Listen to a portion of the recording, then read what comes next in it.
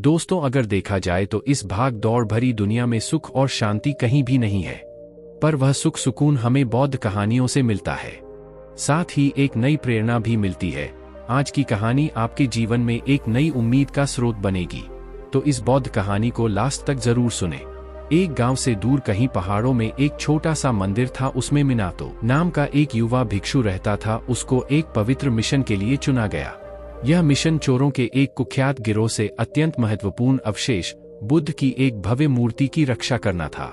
Minato के दिन आमतौर पर शांतिपूर्ण प्रार्थनाओं, शांत ध्यान और प्राचीन बौद्ध धर्म ग्रंथों को सीखने से भरे होते थे। लेकिन अब उसका शांतिपूर्ण जीवन एक खतरनाक साहसिक कार्य में बदल जाने वाला था। उसकी यात्रा का पहला कदम पहाड़ से नीचे उतरना और जून नाम के एक ऋषि से मिलना था, जो पड़ोसी गांव में रहते थे। जून अपने विशाल ज्ञान और बुद्धिमत्ता के लिए जाने जाते थे। जैसे ही मिनातो जून के घर पहुंचा, उसका गर्मजोशी से स्वागत किया गया। जून ने स्थिति की गंभीरता को स्वीकार करते हुए मिनातो को एक नक्शा दिया। इस नक्शे में मूर्ति को छिपाने के प्राचीन स्थान का रास्ता दिखाया गया था। मानचित्र को अपने पास रखते हुए मिनातो ने अगले दिन इसका अध्ययन किया और आगे की यात्रा की तैयारी करने में समय बिताया। उसका हृदय दृढ़ संकल्प और साहस से भरा हुआ था। एक सुहानी सुबह में मिनातो अपनी यात्रा पर निकल पड़ा। पक्षियों की चहचहाहट और पत्तों की सरसराहट को छोड़कर वह अकेला था। उनकी यात्रा कठिन थी, फिर भी प्रकृति की शांति ने उन्हें आगे बढ़ने के लिए प्रोत्साहित किया। घने जंगलों और गरजती नदियों को पार करने के बाद मिनातो एक छिपे हुए पहाड़ की तलहटी में पहुंच गया। जून के मानचित्र के अनुसार मूर्ति छिपाने का स्थान इस पर्वत के ऊपर स्थित था। नए दृढ़ संकल्प के साथ मिनातो ने अपनी चढ़ाई शुरू की। रास्ता खड़ा और पथरीला था। चढ़ते समय उसका दिल जोरों से धड़क रहा था, लेकिन वह केंद्रित रहा। उसका ध्यान पूरी तरह से अपने पवित्र कर्तव्य पर था। शिखर पर पहुंचने पर मिनातो को एक प्राचीन गुफा की खोज की। जैसे ही वह गुफा में दाखिल हुआ, उसे अत्यधिक शांति का एहसास हुआ। यह मूर्ति को छुपाने के लिए आदर्श स्थान था। मिनातो ने महान बुद्ध के आगमन के लिए गुफा को तैयार करने के लिए अथक प्रयास किया। दिन हफ्तों में बदल गए। उसने एक सुंदर मंदिर बनाया और सुनिश्चित किया कि मूर्ति वहां सुरक्षित रहेगी। आखिरकार मूर्ति को स्थानांतरित करने का दिन आ ही गया।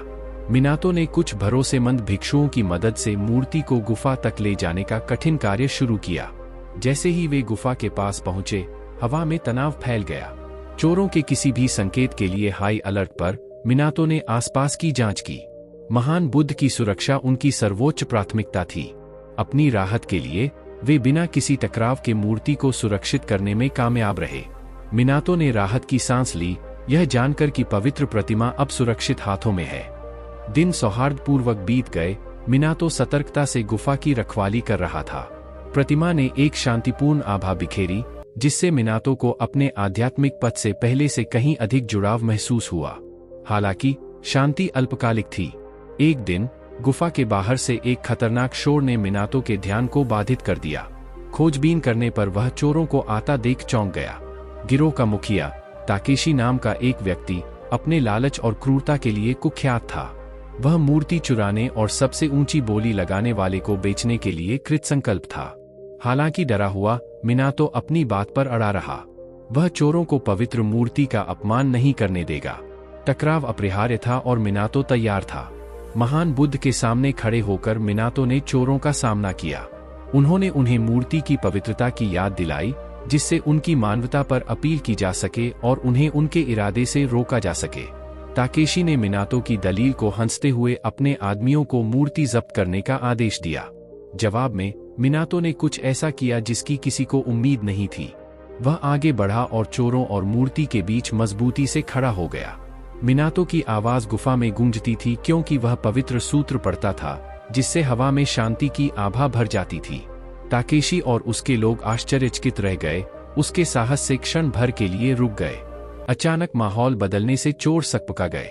मिनातो ने नैतिक और आध्यात्मिक रूप से उनके कार्यों के परिणामों को समझाते हुए उनके साथ तर्क करने के इस अवसर का लाभ उठाया। सभी को आश्चर्य हुआ। मिनातो के शब्द ताकेशी तक पहुंचे। उसने अपने आदमियों को नीचे खड़े होने का आदेश दिया और एक क्षण की शांति के बाद वह मुड़ा और अपने आदमियों को गुफा से दूर ले गया। चोरों के चले जाने से गुफा में शांति लौट आई। मिनातो अपने पवित्र कर्तव्यों पर लौट आया। इस तथ्य से आश्वस्त होकर कि मूर्ति एक बार फिर सुरक्षित थी। मिनातो के साहस और बुद्धिमत्ता ने महान बुद्ध को बचाया था, यह साबित करते हुए कि यह न केवल शारीरिक शक्ति थी बल्कि आत्मा और दृढ़ विश्वास की शक्ति भी मायने रखती थी।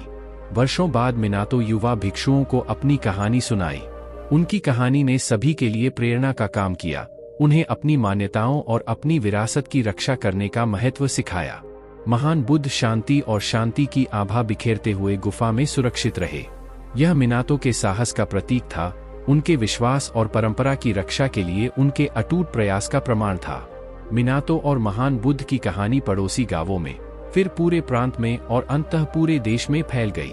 प्रत्येक पुनर्कथन के साथ मिनातो की बहादुरी और बुद्धिमत्ता का और अधिक जश्न मनाया गया। यह कहानी आपको कैसी लगी कमेंट बॉक्स में जरूर बताएं। ऐसे ही प्रेरणा भरी बौद्ध कहानियों के लिए हमारे चैनल को सब्सक्राइब कर ले।